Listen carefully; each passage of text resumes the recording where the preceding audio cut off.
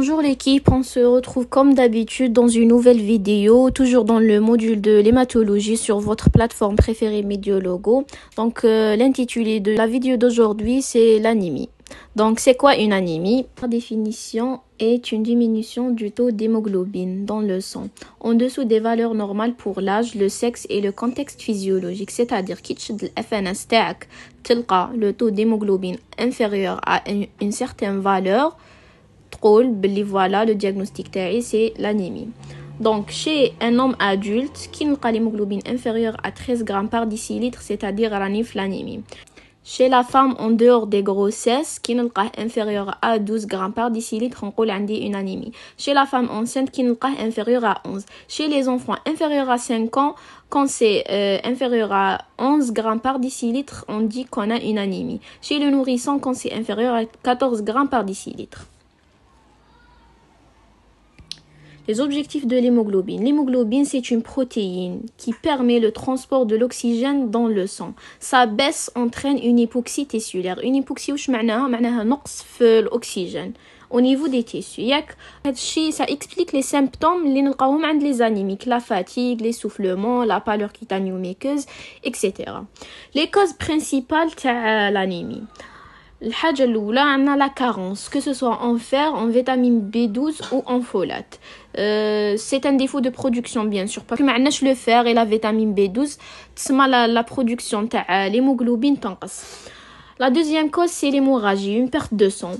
La troisième cause c'est l'hémolyse, c'est-à-dire la destruction des globules rouges تاوعنا. La quatrième cause, c'est un défaut de fabrication médulaire, en cas d'aplasie, myélodysplasie, etc. Les symptômes cliniques. Donc, on a un syndrome anémique général lié à l'hypoxie tissulaire causée par le manque d'hémoglobine. Ça se manifeste par une asthénie, une dyspnée d'effort, pâleur cutanéo-muqueuse, des palpitations. Les palpitations, c'est une tachycardie, augmentation de la fréquence cardiaque. Les céphalées, vertiges, bourdonnement d'oreilles, les signes neurologiques. Une hypotension orthostatique et une angor. L'angor, c'est une douleur thoracique généralement عند les cardiopathes, surtout les syndromes coronariens. D'accord, on passe aux signes en fonction de la cause. Donc كي نلقاو هاد لي signes, كي نلقاو certains signes, نعرفوا à peu près واش من cause رانا est-ce que رانا في une carence ولا une hémorragie ولا حاجه واحده اخرى. Donc pour la carence en fer, نلقاو les ongles cassants. On a aussi la couloniquie, c'est-à-dire une déformation concave de l'ongle, genre يولي كيما la cuillère. كيما دوك نوريكم في la photo. Voilà, comme ça. Il y a aussi la glossite comme symptôme. La glossite, c'est l'inflammation de la langue. La perlèche, c'est l'inflammation du coin de la lèvre, appelée aussi chylite, comme vous pouvez voir dans la photo aussi. Voilà.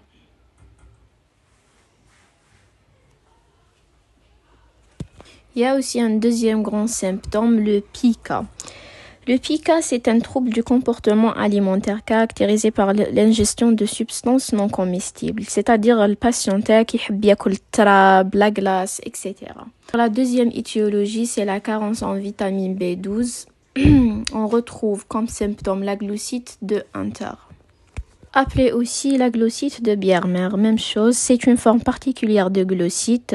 On a déjà la glossite, c'est-à-dire l'inflammation de la langue.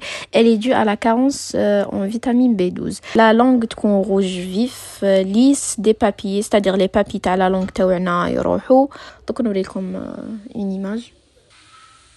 Voilà. Elle est rouge vif, lisse et des papilles. Voilà.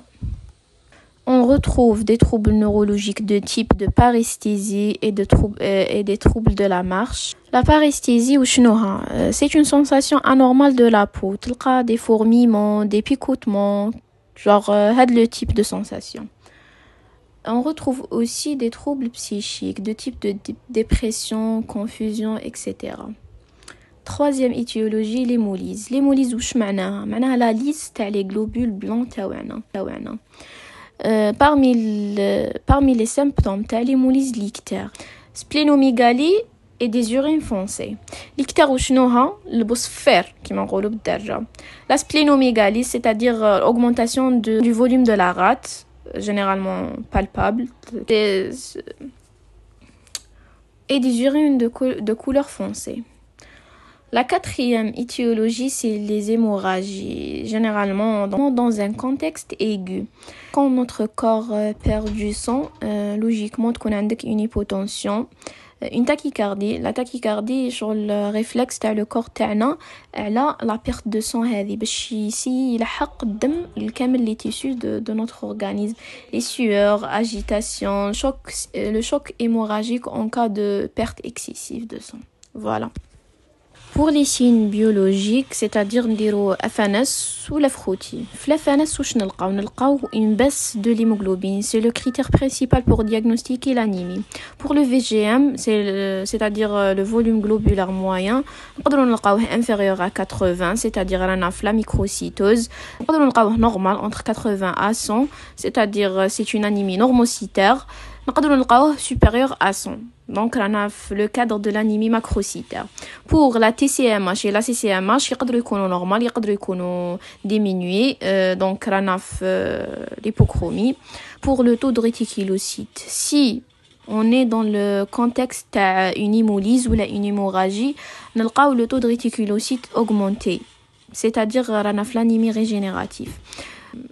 La carence ou la plasie médulaire, نلقاو le taux de réticulocytes diminué, c'est-à-dire le cadre de l'anémie arégénérative. Pour le frottis sanguin, نقدروا نلقاو une anisocytose, c'est-à-dire différentes tailles des globules rouges. Puis نقدروا نلقاو la poikilocytose, c'est-à-dire des formes anormales. Avec d'autres signes spécifiques, par exemple des globules rouges microcytaires hypochromes en cas de carence martiale, des globules rouges macrocytaires, des polynucléaires neutrophiles hyper segmentés, c'est-à-dire la carence en vitamine B12 ou B9, les schizocytes, c'est-à-dire une hémolyse mécanique. Schizocytes, je des globules rouges يهبلوا. Voilà. On peut aussi effectuer d'autres bilans selon le contexte de notre anémie. En cas d'hémolyse, نقدروا نديروا le dosage des aptoglobines, نلقاوهم diminuer, bilirubine libre augmenté, des LDH augmentés.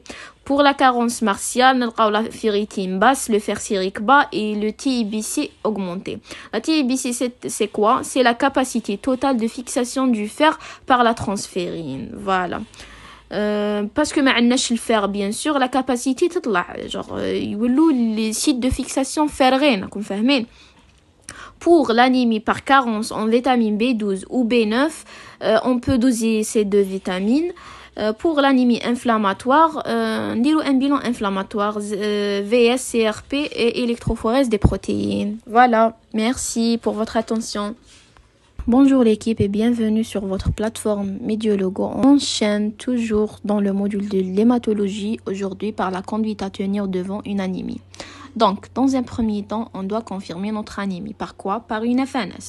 On fait un hémogramme, on vérifie le taux d'hémoglobine, le VGME et le taux de réticulocytes.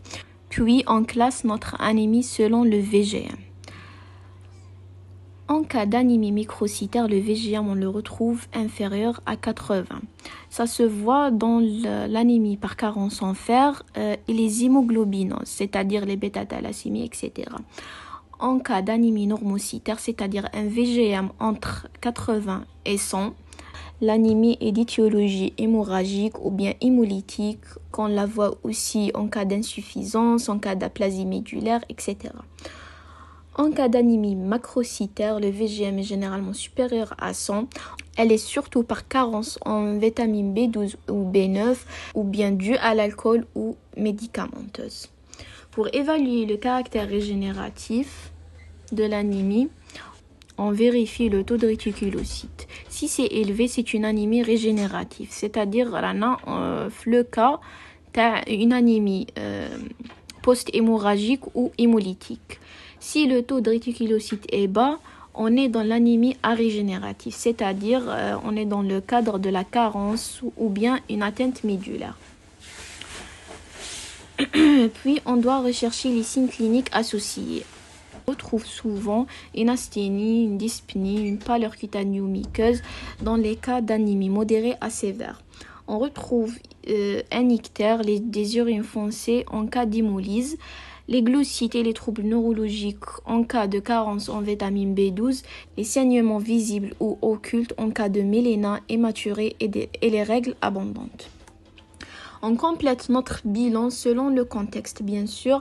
Si on suspecte une carence en fer, on dose la ferritine, le fer sérique et la TIBC. En cas de carence en vitamine B12 ou bien B9, on dose ces vitamines et on fait 1 mg. En cas d'hémolyse, on dose les aptoglobines avec un taux souvent très bas, augmentation d'LDH, taux de bilirubine augmenté et test de Coombs.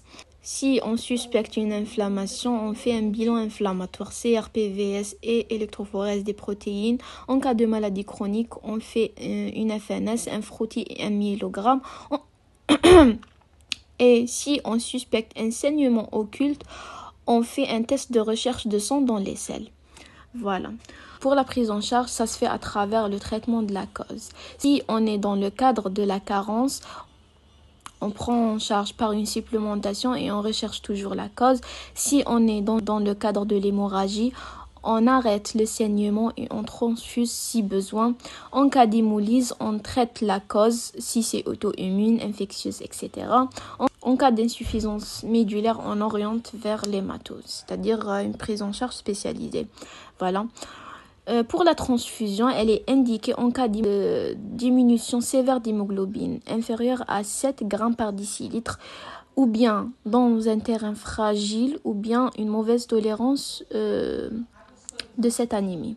Elle est indiquée aussi en cas d'anémie sévère avec signes cliniques graves. Merci pour votre attention.